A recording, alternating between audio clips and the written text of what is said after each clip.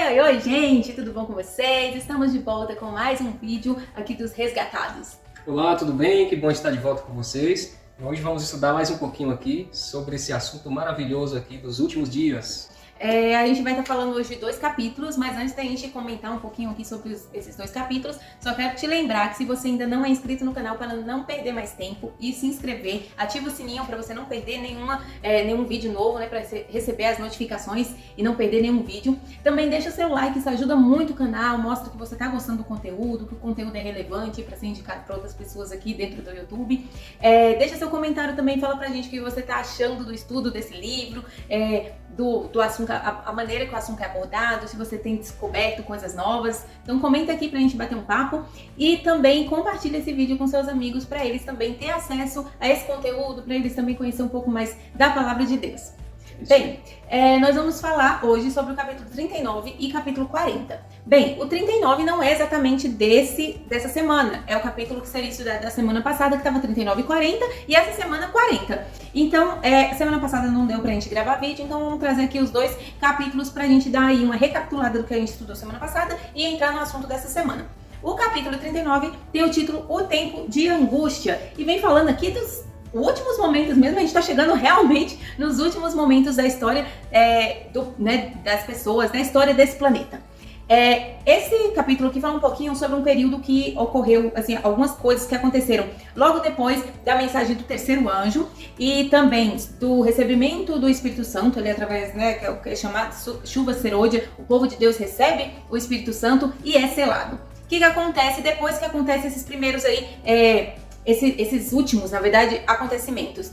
O Espírito de Deus é retirado dessa terra. Quando, no caso, a gente fala assim, o povo de Deus recebeu o Espírito Santo, tal, o Espírito de Deus que habitava, ou melhor, que agia na vida de todas as pessoas aqui na terra, ele se retira dessa terra. É uma coisa que é falado no livro de Apocalipse, que existem 4 anjos nos 4 cantos da terra, estão segurando os ventos. Nesse momento os anjos não estão segurando mais os ventos, não. Tá tudo solto e as coisas começam a acontecer, coisas terríveis aqui na terra. Imagine se com o Espírito Santo de Deus agindo na mente de todas as pessoas, sejam elas pessoas boas ou pessoas ruins, o Espírito Santo de Deus está ali, agindo, tentando, fazer alguma coisa ali na mente, na vida dessas pessoas. Nesse momento não, aqui só quem tem o Espírito Santo de Deus são as pessoas que receberam nelas o Espírito Santo. As outras pessoas que não são fiéis a Deus, que rejeitaram Jesus como seu Salvador, não receberam o Espírito Santo e agora não tem nenhuma ação do Espírito Santo sobre a vida delas. Então essas pessoas são capazes de fazer coisas terríveis e vão ser usadas pelo inimigo para fazer coisas terríveis.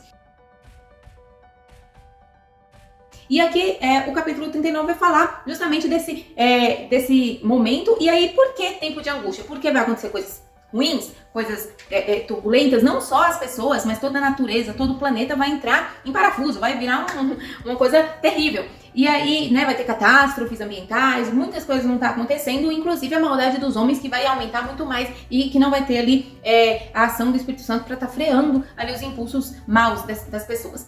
E em meio a tantas coisas dessas, é um tempo de angústia comparado com o chamado também de angústia de Jacó. Por quê? Porque até as pessoas que estão salvas vão ficar um pouco em dúvida. E aí, será que eu fiz alguma coisa? Será que eu tô salva mesmo?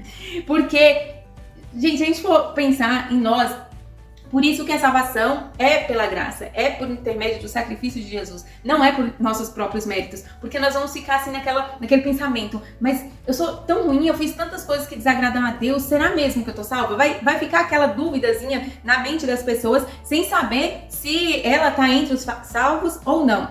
E aí, esse momento vai ser um momento que vai ser chamado de angústia, porque a pessoa vai ficar ali sem saber o que vai ser da vida dela, se ela tá entre os salvos, se não tá, se Deus vai proteger ela das coisas ruins que vão estar começando a acontecer ali. E é interessante, tem um trechinho aqui que a Ellen White fala que, assim como Satanás acusou Jacó, ele também lançará suas acusações contra o povo de Deus. Então Satanás vai ficar tentando colocar pensamentos na nossa cabeça pra gente ficar com essa angústia, com essa dúvida, para saber se a gente tá salvo ou não, como é que tá a minha vida ali com Deus. E um outro trechinho que eu achei interessante diz que assim, que entretanto, a angústia que o povo de Deus sofre não é por ter medo da perseguição, o problema não vai ser esse. A gente vai estar ali tendo a perseguição, mas a maior angústia não é pela perseguição. Os fiéis temem por alguma falha sua. Então, o medo é de ter falhado, de não se perder, de não estar em dias com Deus. Só que o capítulo aqui ele termina fazendo uma promessa pra gente. Diz que todos aqueles que tomarem posse das promessas de Deus, assim como Jacó fez, terão sucesso da mesma forma que ele teve. E por que faz essa comparação? Se você lembrar lá na história de Jacó, ele teve uma briga terrível com o irmão, porque ele roubou a primogenitura, foi uma confusão ali na juventude de Jacó e ele teve que ir embora, fugiu da sua terra natal e foi para outro lugar. E seu irmão ficou ali com muito ódio, muita raiva dele. E aí ele viveu por vários anos em outro lugar, mudou sua conduta e agora ele estava retornando para sua terra. E ele voltou justamente nessa angústia sem saber como ia ser esse reencontro dele com o irmão. E tudo piora quando um mensageiro chega falando que o irmão está vindo de encontro a ele com um exército enorme. Então ele falou assim, não, meu irmão vai vir para me matar, vai matar toda a minha família, os servos e tudo mais.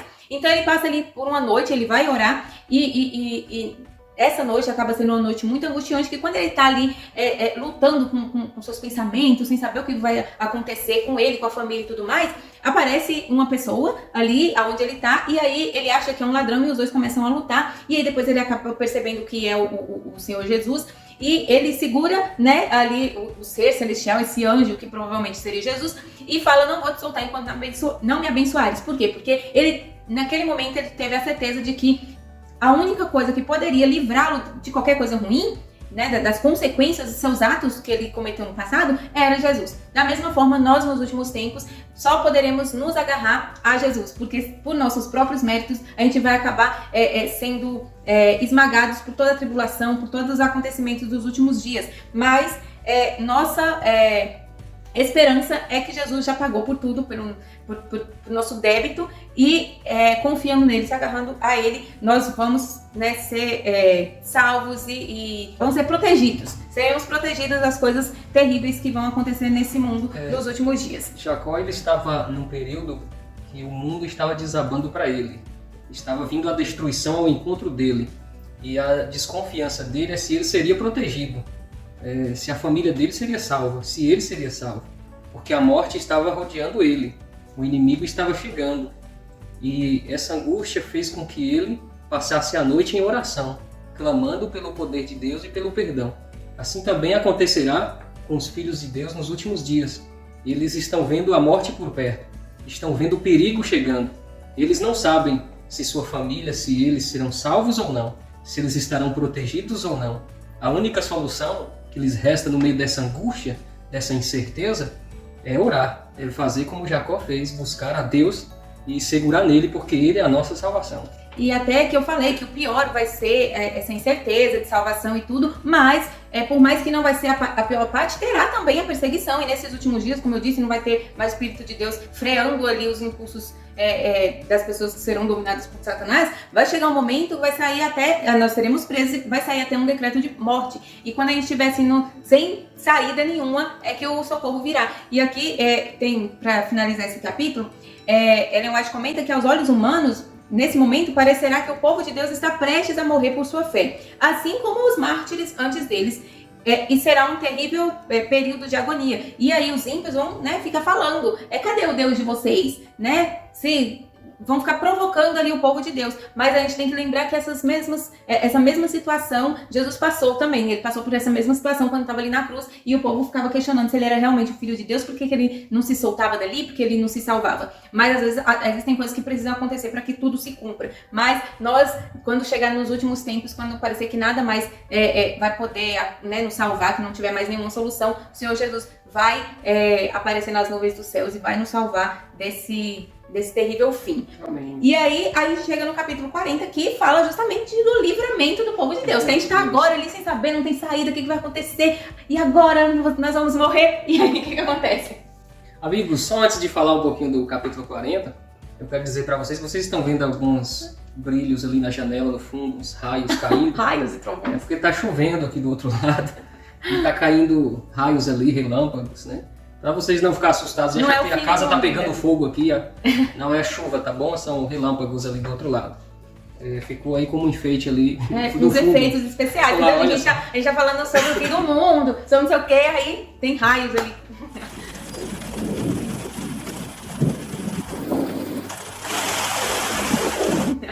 Muito bem, o livramento do povo de Deus. As leis serão executadas aqui nesse mundo. As leis serão contra os guardadores do sábado, os guardadores dos mandamentos. haverá perseguição. O povo de Deus que permanecer fiéis aos mandamentos de Deus serão perseguidos. Alguns provavelmente serão até presos, outros terão que fugir, outros serão ameaçados, torturados. Muitos fugirão para o meio do mato, para as montanhas, para desertos, para fugirem da ira dos seus inimigos que estão ali na perseguição para prendê-los. E nesse momento é justamente o que a Sabrina falou aqui, mencionou no capítulo anterior. As pragas estão caindo. Os guardadores do sábado estão sendo acusados de que a culpa é deles, porque eles estão desobedecendo às leis. Por isso eles estão sendo perseguidos. Eu até esqueci aqui, gente, o capítulo é grande, então o resumo é bem resumo mesmo. Então, se você tiver a oportunidade de ler o capítulo, vai ser muito melhor, porque você vai conseguir absorver muito mais conteúdo. Porque aqui fala do engano de Satanás, que ele vai chegar, né, vai ter ali o anticristo, vai ter um falso Cristo, na verdade, e aí esse falso Cristo vai aparecer para as pessoas falando que ele voltou e tudo mais, e vai mudar o sábado para o domingo como dia de guarda. E aí, como vai estar acontecendo tantas catástrofes, tantas coisas terríveis, ele vai falar que isso tudo está acontecendo por causa do povo que insiste em guardar, em desobedecer a ele, né, e guardar o antigo sábado. Então, a nossa única saída para não ser enganado, não cair nessas artimanhas, é conhecer a palavra de Deus. Exatamente. Então, nesse momento de perseguição, vai chegar um momento em que o povo de Deus vai se encontrar tão cercado, eu não digo assim cercado pelo grupo de soldados, mas cercado pelas circunstâncias da perseguição, que eles vão chegar a imaginar que não tem mais saída. A gente vai morrer! E quando eles estiverem cercados pelas circunstâncias, perceber que não haverá mais saída, que agora eles vão ser massacrados, eles ouvirão uma voz. E essa voz irá dizer assim, olhai para cima. E nesse momento eles vão olhar para cima. E eles vão ver o sinal do Filho do Homem. A gente vai viver! O sinal do Filho do Homem é o Filho do Homem aparecendo nas nuvens dos céus. As trombetas irão tocar. Os mortos ressuscitarão. Aqui é mencionado, na Bíblia também menciona, que vai acontecer um terremoto como nunca houve antes na história da humanidade. Nesse planeta nunca aconteceu um terremoto tão forte quanto o que vai acontecer na volta de Jesus. A Bíblia diz que a terra vai abrir ao meio, e nesse momento também, o capítulo aqui menciona que acontecerá esse período à noite, e à noite o sol vai nascer. Esse sol é o próprio Jesus aparecendo, é o brilho, vai clarear tudo, e vai acontecer um vendaval, o mar vai ficar furioso, as ondas vão invadir as cidades na beira da praia, cidades, muitas delas, que são cidades perversas, onde o pecado dominou. Essas ondas irão invadir como se fosse ali um juízo trazendo sobre essas cidades. Esse planeta vai ser abalado de tal forma que as pessoas, os ímpios, perceberão que está chegando o juízo de Deus. Eles desejarão morrer para não ver o Filho do Homem vindo em glória. Eles lembrarão do quanto eles rejeitaram a verdade sobre Jesus. E agora eles percebem que as sepulturas estão se abrindo, pessoas estão ressuscitando, os que morreram em Cristo ressuscitarão primeiro, serão levados para encontrar com Jesus nos ares. Também ressuscitarão pessoas perdidas. Esses perdidos são os que mataram Jesus, os que crucificaram Jesus. Ali está Herodes, está aquelas pessoas más que zombaram de Jesus. Se você é o Cristo, desça dessa cruz. Essas pessoas irão ver Jesus como o Rei da glória. Eles diziam, se tu és o Rei, por que não desce dessa cruz? Eles agora vão ver Jesus como o Rei. Tipo, essa é a chamada de ressurreição especial, né? Eles vão ressuscitar somente para esse propósito, só para ver Jesus voltar. Isso mesmo. E nesse momento é chamado de o Dia do Senhor. O Dia do Senhor, ele é descrito na Bíblia por vários profetas. Um deles é pelo profeta Isaías, que ele diz que nesse dia a terra seria sacudida. Em Salmo 46 também fala sobre a turbulência das águas. Tudo apontando sobre a vida de Jesus, o que iria acontecer nesse dia. As pessoas, quando cair na realidade e perceber que é Jesus que está voltando, os perdidos, eles ficarão tão decepcionados com eles mesmos. Eles sentirão desejo de morrer. Alguns pedirão para que os escombros, as montanhas caiam por cima deles. Tentarão tirar a própria vida para não ver esse momento chegar. Mas a Bíblia menciona que todo olho vai ver. Todas as pessoas precisarão ver quem é Jesus. E Ele está voltando para buscar aqueles que creram, aqueles que viveram e esperaram a sua volta. Amém. Aqui também tem uma parte interessante sobre essa aparição do Rei dos Reis. Ele aparece nas nuvens dos céus. Todas as pessoas vão ver, e é mencionado em Apocalipse 19, versículo 16, que ele tem um manto, esse manto que cobre a sua coxa, e nesse manto está escrito Rei dos Reis e Senhor dos Senhores. Essa é a figura que aparecerá ali nos céus, como Rei dos Reis e Senhor dos Senhores, trazendo juízo sobre essa terra. Nesse momento, eu já mencionei um pouquinho, haverá a ressurreição do povo de Deus. O povo de Deus, quando ressuscita, eles serão transformados. Aqui menciona, a Bíblia também menciona que os seus corpos serão incorruptíveis. Eles terão agora um corpo perfeito, não um corpo como nós temos hoje, um corpo danificado pelo pecado. Tem nenhum tipo de doença, né? Exatamente, vai ser um corpo como o ser humano original, como Adão e Eva foi criado um corpo perfeito. Acreditamos, nos livros proféticos menciona que Adão e Eva eram bem altos, né? Bem altos. Eles tinham aproximadamente 4 metros de altura e nós iremos voltar a ter a altura normal, um corpo normal, como Deus tinha criado, né? Saudável, um corpo glorificado, como Jesus ressuscitou da sepultura, um corpo glorificado, nós também seremos glorificados com um corpo perfeito, né? Nesse momento, Jesus ele leva os salvos para os céus, junto com milhares e milhares de anjos. Os perdidos ficam aqui mortos na terra. Jeremias descreve que esse planeta vai ficar sem forma e vazio. Tudo que ficou aqui ficou morto, ficou sem aves, sem plantações, não tem mais nada. Os únicos seres que ficaram vivos aqui foi só o diabo e os anjos dele, por isso que Apocalipse diz que ele ficou preso aqui, não tinha mais nada para fazer.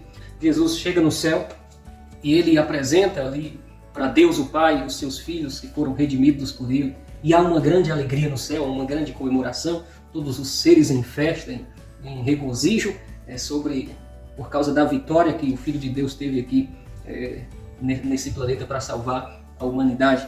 E nesse período em que estamos lá no céu, Jesus apresenta para o seu povo a cidade santa, a cidade construída de ouro e cristal, a cidade onde será a capital do novo mundo, onde morará por toda a eternidade os salvos com Jesus. E vai ser nesse momento também que vai acontecer uma das cenas mais extraordinárias. Vai ser o encontro dos dois Adões. Quem são os dois Adões? O primeiro e Jesus o segundo. O primeiro vai ressuscitar, ele vai estar entre os salvos e vai encontrar com o segundo que salvou ele, que veio representando ele. E agora ele vai receber das mãos do segundo Adão a coroa da vitória, a coroa da vida eterna. Jesus vai conduzir Adão até a árvore da vida e vai pedir para que ele coma do fruto. Ele vai ter acesso ao jardim do Éden. Ele vai ver as flores que ele cuidava quando ele vivia no jardim do Éden. Ele vai ver as plantas que ele cuidava, que ele plantava. Vai estar tudo ali, vai ser uma cena assim emocionante, esplendorosa. E nesse momento, todos nós estaremos ali com gratidão no nosso coração, com um regozijo que é uma cena indescritível para nós. O que eu posso dizer para você é que se você tem o desejo de participar desses momentos, de sair desse mundo de pecado, de viver com Jesus eternamente, de encontrar com Jesus, com Adão, com os nossos antepassados, para viver eternamente, nós precisamos tomar uma decisão hoje na nossa vida. Nós precisamos entregar nossa vida a Jesus hoje, enquanto nós podemos achá-lo, enquanto nós podemos conhecê-lo. Não deixe para amanhã.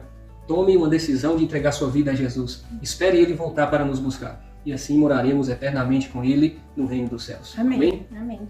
É isso aí. Semana que vem a gente vai saber o que vai acontecer depois desse reencontro de Jesus, Deus, com os salvos, né? Quando eles voltam, Ele não vai descer até essa terra aqui, mas Ele vai ficar lá nos ares e nós vamos encontrar com Jesus nos ares. E aí depois o que acontece? Vamos ficar sabendo na próxima semana. Se você quer saber, não perca o vídeo da próxima semana. É isso aí. Vamos orar? Vamos orar.